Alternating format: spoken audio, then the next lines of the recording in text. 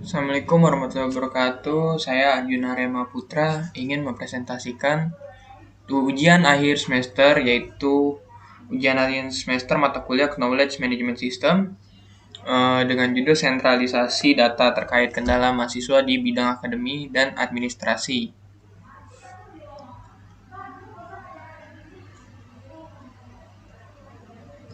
Apa saja sih yang akan ada di aplikasi?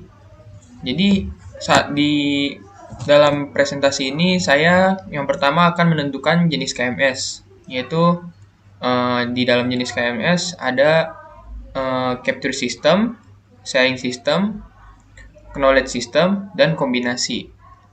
Lalu ada alasan jenis KMS. Alasan jenis KMS ini adalah penjelasan jenis KMS yang saya pilih. Dan di sini ada daftar user, di ketiga ada daftar user aplikasi, dibuat dalam bentuk use case diagram. Lalu ada flow aplikasi, yaitu dibuat dalam bentuk flow chart atau activity diagram. Lalu ada yang kelima, ini input data, yaitu data apa saja yang perlu diinput ke dalam KMS. Lalu yang keenam ada output. Nah, di output ini apa saja yang perlu ditampilkan, lalu fitur-fitur unggulan apa saja yang perlu dibuat di dalam aplikasi ini. Oke, lanjut kita ke next slide.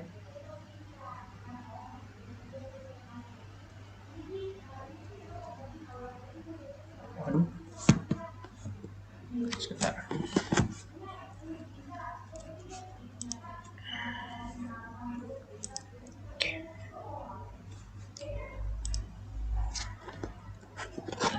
Di sini ada menentukan jenis KMS. Dalam Knowledge Management System dibagi menjadi 4 jenis sebagai berikut, yaitu Capture System, Sharing System, Knowledge System, dan kombinasi. Lalu dalam melakukan sentralisasi data terkait kendala mahasiswa di bidang akademik dan administrasi, saya menggunakan jenis kombinasi. Alasan penggunaan jenis KMS ini yaitu dalam melakukan sentralisasi data terkait segala kendala mahasiswa di bidang akademik dan administrasi, yaitu kombinasi karena menurut saya adanya capture system, sharing system, dan knowledge system yang diperlukan dalam aplikasi tersebut, maka memerlukan suatu metode yang menggabungkan semua metode tersebut, yaitu kombinasi.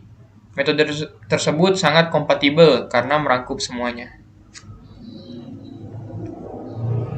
Nah, di sini ada daftar user aplikasi di sini use case aplikasi mahasiswa, yaitu di sini ada usernya admin kampus, dosen, dan mahasiswa. Nah, di sini admin kampus bisa membuat jadwal perkuliahan, ubah jadwal perkuliahan, dan bisa juga harus melakukan login.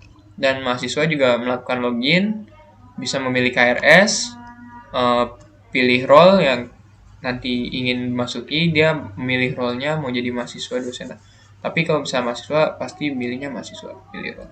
Terus ada cek jadwal, untuk mengecek jadwal perkuliahan, absensi, mengecek absensi, terus dan cetak indeks prestasi.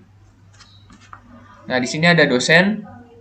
Dosen dapat mengubah jadwal, melakukan login dan pilih role juga, cek jadwal dan melakukan absensi dan cek absensi. Oke, di sini ada flow aplikasi, yaitu jika masuk aplikasi melakukan login, lalu memilih role. Sesudah memilih role, apakah mahasiswa, dosen, atau admin kampus. Lalu setelah memilih role, jika mahasiswa akan beralih ke beranda mahasiswa, terus memilih KRS, cek indeks prestasi, bisa cek indeks prestasi, terus absensi, cek absensi, dan bisa mengecek dan memilih jadwal. Jika memilih role dosen, maka akan beralih ke beranda dosen, terus memilih jadwal, absensi, dan mengubah jadwal. Lalu admin kampus juga dapat mengubah jadwal, lalu pembuatan jadwal.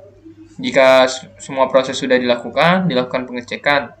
Jika ada kesalahan, maka akan kembali ke pilih role. Nah, setelah itu, jika benar, akan dipersilakan untuk memilih logout dan pemrosesan sudah selesai. Terus di sini ada input data. Data apa saja yang perlu diinput ke dalam KMS sebagai berikut, yaitu daftar mata kuliah, diadakannya kalender akademik, pengumuman prodi fakultas atau dari kampus, informasi kontak dosen, terus informasi tentang tata cara yang biasanya dipertanyakan oleh mahasiswa, dan adanya fitur tanya langsung secara real time dan fast respon ketika mahasiswa kesulitan atau kebingungan.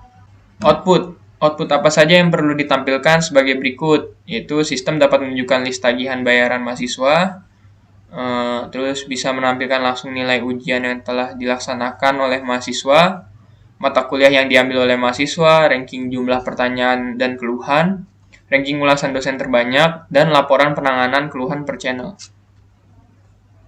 Di sini ada fitur unggulan. Fitur unggulan apa saja yang perlu dibuat yaitu adanya fitur notifikasi jika belum melakukan pembayaran perkuliahan. Lalu ada sistem mencantumkan kontak dosen agar mahasiswa mudah dalam melakukan komunikasi. Lalu dibuatkan fitur chat online pada aplikasi SIA jika adanya keluhan atau kebingungan dalam melakukan perkuliahan. Dibuatkan pencarian full text dan voting jawaban dan pertanyaan untuk memudahkan mahasiswa dalam memilih keputusan. Ya, sekian dari saya. Wassalamualaikum warahmatullahi wabarakatuh.